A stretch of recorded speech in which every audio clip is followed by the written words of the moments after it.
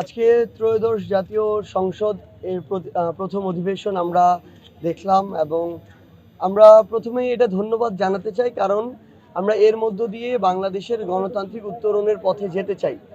এই জন্য নির্বাচন নিয়ে আমাদের প্রশ্ন থাকার পরেও বিরোধী দল হিসেবে আমাদের 11 দলীয় জোট সংসদে অংশগ্রহণ করেছে। আমরা এই জায়গায় বাংলাদেশের গণতান্ত্রিক উত্তরণের সর্বোচ্চ সহযোগিতাও করতে চাই, কিন্তু আজকে যখন সরকার দল হিসেবে বিএনপি তাদের শুরুটা করেছে জুলাই সনদ ভঙ্গের মধ্য দিয়ে, এটা আগামীতে বাংলাদেশের মানুষের কাছে বিএনপি কিন্তু ভালো বার্তা দিল না। জুলাই সনদ বাস্তবায়ন অনুযায়ী সংসদের স্পিকার সরকারি দল থেকে হলেও ডেপুটি স্পিকার কিন্তু বিরোধী দল থেকে হওয়ার কথা ছিল, কিন্তু আমরা আজকে দেখলাম যে ডেপুটি স্পিকার দেওয়া হয়েছে ব্যারিস্টার কায়সার কামালকে, যিনি বিএনপি সমর্থিত একজন এমপি। তো সেই জায়গা থেকে আজকে প্রথম দিন থেকে ইভেন আপনারা দেখবেন যে আজকে স্পিকার এবং ডেপুটি স্পিকারকে শপথ করিয়েছেন ফ্যাসিস্ট সরকারের রাষ্ট্রপতি। আমরা অন্তর্বর্তীকালীন সরকারের সময়ে আমাদের যে সীমাবদ্ধতাটা ছিল পরিবেশ পরিস্থিতির কারণে, এত দিন পরে একটা নির্বাচনেও যখন সেই ফ্যাসিস্ট সরকারের রাষ্ট্রপতির দ্বারা শপথ পড়ে আমাদের এই যে বিএনপি সরকার বা এই যে নতুন সরকার তারা তাদের কার্যক্রম শুরু করে, আবার তারা ওই পূর্বের যে স্বৈরাচারীর যে লেজ, সেই লেজ টেনে ধরে তারা এই সরকারের কার্যক্রম শুরু করলো, যেটা আমাদেরকে অত্যন্ত মর্মাহত করেছে। আমরা স্পষ্ট করে বিএনপির উদ্দেশ্যে এবং বর্তমান সরকারের উদ্দেশ্যে একটা কথা বলতে চাই, আমরা বাংলাদেশের জনগণ, শুধুমাত্র বিরোধী দল না, পুরো বাংলাদেশের জনগণ এমনকি বিএনপিরও অসংখ্য তাদের সমর্থক শুভাকাঙ্ক্ষী গণভোটে হ্যাঁর পক্ষে রায় দিয়েছে। গণভোটে হ্যাঁ মানে হচ্ছে জুলাই সনদ বাস্তবায়ন হতে হবে। জুলাই সনদ বাস্তবায়ন মানে হচ্ছে সংস্কার হতে হবে এবং গণহত্যার বিচার হতে হবে।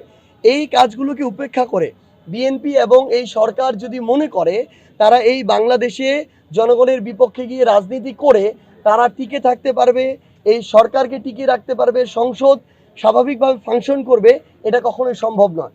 বরং বর্তমানের মানুষ তাদের জায়গা থেকে স্পষ্টভাবে এটা সব সময় মাথায় রাখবে যে তারা এই অভ্যুত্থানটাকে অল্প কিছুদিন আগে প্রত্যক্ষ করেছে, অংশগ্রহণ করেছে। কেউ যদি কোনো একটা দল যদি তাদের দলীয় স্বার্থ বাস্তবায়ন করতে চায়, আবার ক্ষমতার মোহে ডুবে স্বৈরাচারের পথে হাঁটতে চায়, তাহলে বাংলাদেশের জনগণ এবং আমরা বিরোধী দল একসাথে ঐক্যবদ্ধভাবে তাদেরকে প্রতিরোধ করব। আমরা সংসদে প্রথমে আমাদের দ্বিমত জানিয়েছি, আমরা আমাদের জায়গা থেকে আমাদের ভালোভাবে এই প্রতিবাদটি জানাচ্ছি। আজকে আপনারা দেখে থাকবেন যে এনসিপির পক্ষ থেকে সংসদ ভবনের সামনেও এই প্রতিবাদটুকু জানানো হয়েছে। আমরা স্পষ্ট করে বলেছি আমরা রাষ্ট্রপতির এই প্রথম অধিবেশনে আমরা অভিশংসন চেয়েছি, কারণ এই রাষ্ট্রপতির হাত ধরে নতুন আরেকটা এই সরকার চলতে পারে না। তো এখন আমাদের এই রাষ্ট্রপতির অভিশংসন, জুলাই সনদের বাস্তবায়ন, গণহত্যার বিচার এবং আমাদের ভাই শরীফ ওসমান হাদি ভাইয়ের হত্যাকারীদেরকে ভারতে ধরা হয়েছে, দ্রুত সময়ে বাংলাদেশে নিয়ে এসে তাদের মৃত্যুদণ্ড কার্যকর করা, এই কাজগুলো যত দ্রুত এই সরকার করবে ততই এই সরকারের জন্য সেটা ভালো।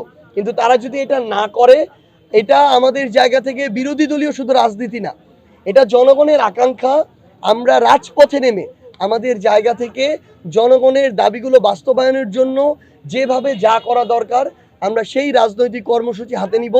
এবং আমরা এটুকু বলতে পারি যে আমাদের এই যে বিরোধী দলের যারা সংসদ সদস্য হিসেবে সংসদে গিয়েছেন, তারা জনগণের আকাঙ্ক্ষার বিপরীতে গিয়ে শুধুমাত্র একটা চেয়ারে বসে থাকার জন্য ওই সংসদে যান নাই।